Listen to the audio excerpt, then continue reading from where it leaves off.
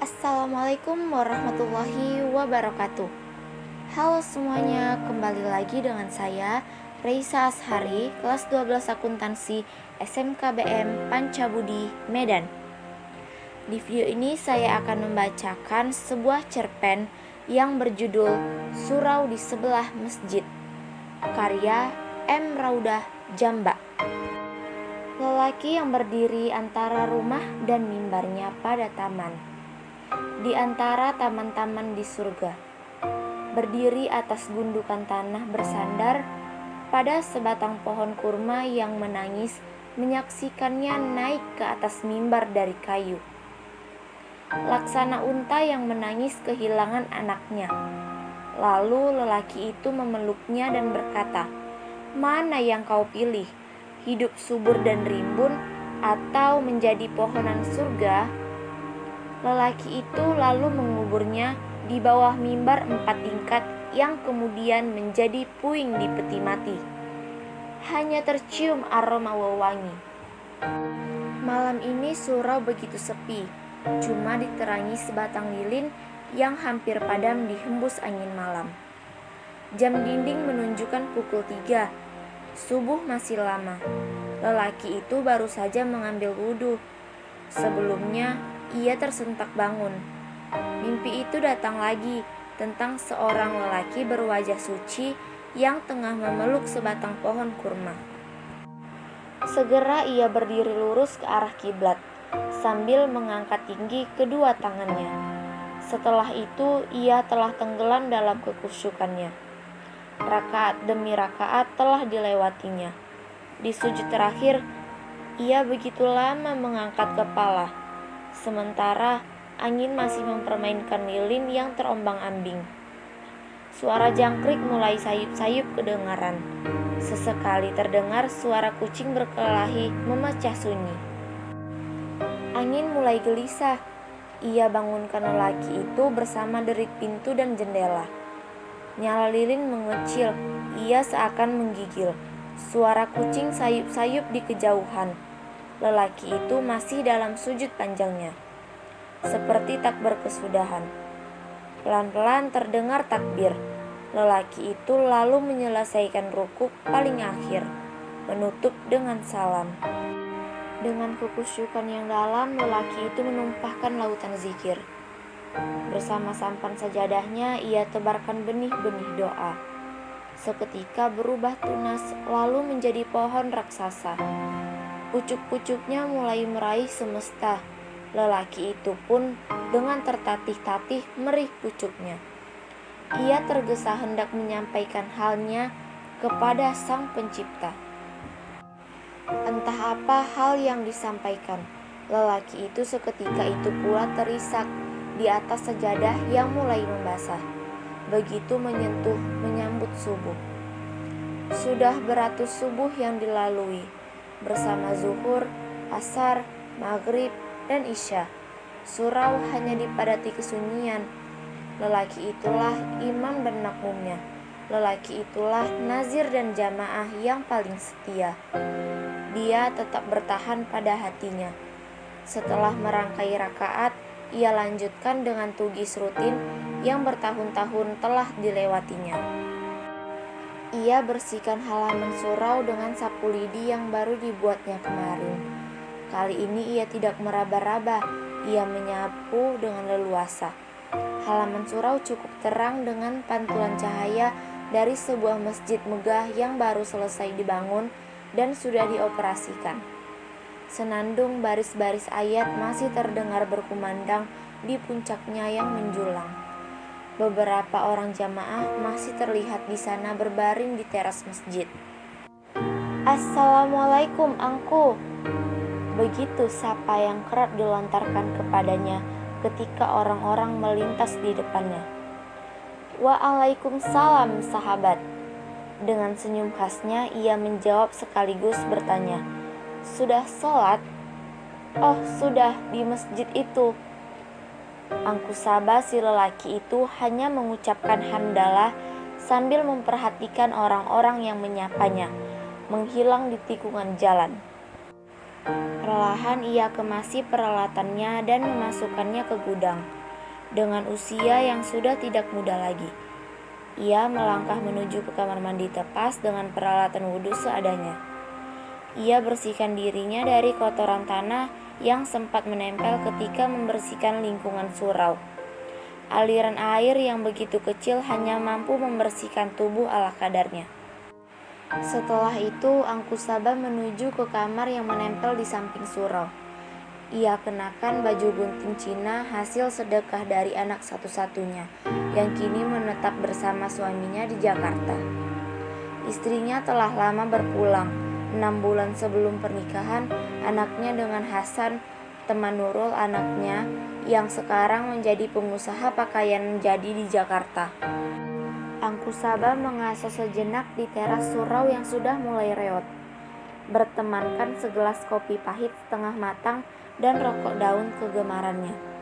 Ia nikmati hasil kerjanya, tersenyum-senyum bibirnya, ketika seorang anak tanpa sengaja memasuki areal surau yang sudah dibersihkannya.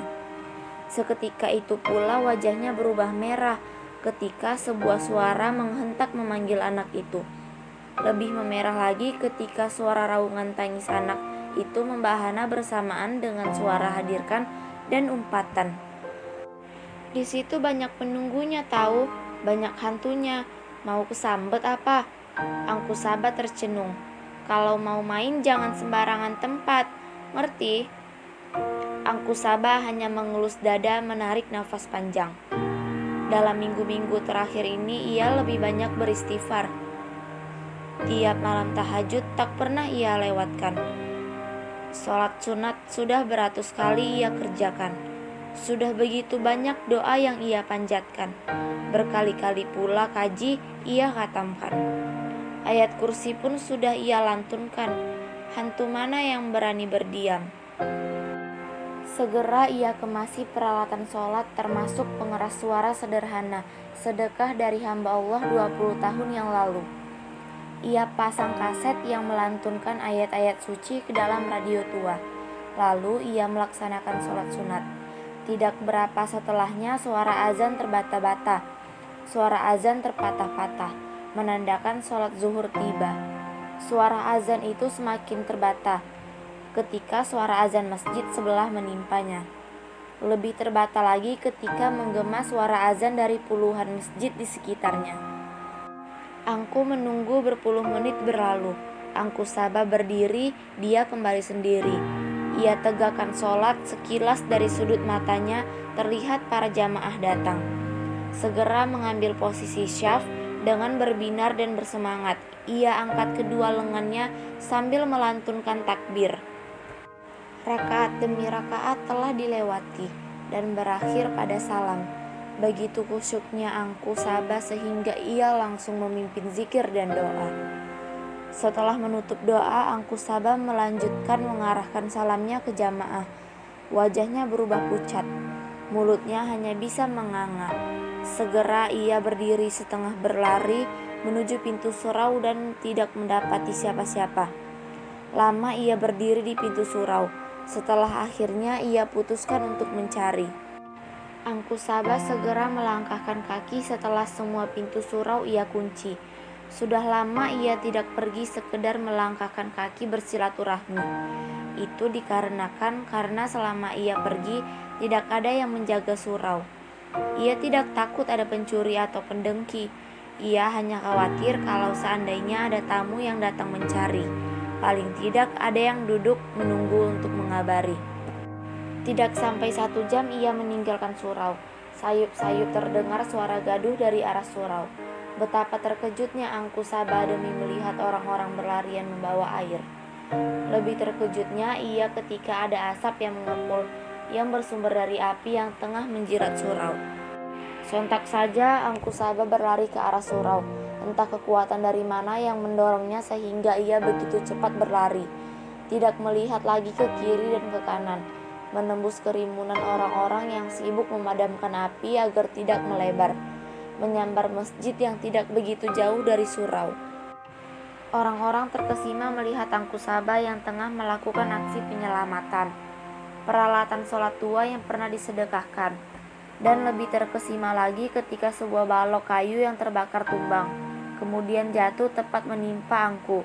Orang-orang segera menolongnya, membopongnya ke tempat yang lebih aman, memberi pengobatan sederhana dari alat pengobatan sederhana yang terakhir diselamatkan Angku Saba sebelum ditimpa balok yang terbakar. Angku seketika pingsan.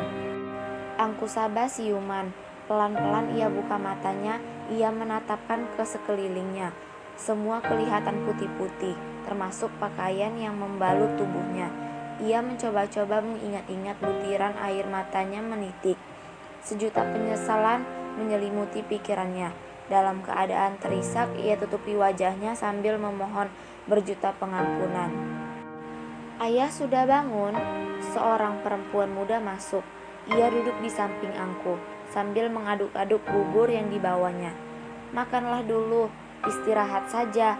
Dokter mengatakan kondisi ayah akan pulih jika banyak-banyak beristirahat." Angku hanya diam.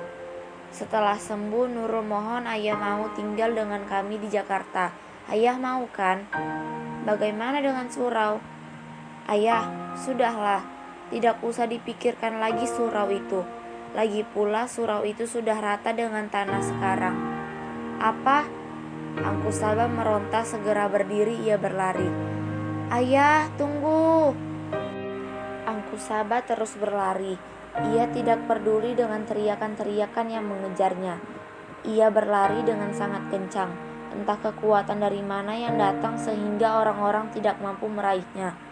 Berapa meter lagi ia sudah hampir sampai. Jika saja ia tidak menabrak sepeda yang melintas di depannya. Angku Saba terjungkal. Ia terjatuh tergulung-gulung dan terhenti ketika kepalanya membentur dinding pembatas jalan halaman masjid. Jamaah yang masih berada di dalam masjid segera memburunya. "Ayah!" Hasan menantunya yang lebih dahulu tiba meraihnya. "Ayah, ayah, ayah!" Orang-orang berkerumun mengelilingi Angku Saba yang terkulai lemah. Matanya tak terbuka, mulutnya terkatup begitu saja. Seketika ia terdiam 1000 bahasa. Nurul, anaknya, memeluknya erat-erat seketika. Jeritannya membahana. Lelaki yang berdiri antara rumah dan mimbarnya pada taman. Di antara taman-taman di surga, berdiri atas gundukan tanah, bersandar pada sebatang pohon kurma yang menangis menyaksikannya naik ke atas mimbar dari kayu. Laksana unta yang menangis kehilangan anaknya. Lalu lelaki itu memeluknya dan berkata, "Mana yang kau pilih? Hidup subur dan rimbun atau menjadi pohonan surga?" Lelaki itu lalu menguburnya di bawah mimbar 4 tingkat yang kemudian menjadi puing di peti mati. Hanya tercium aroma wewangi.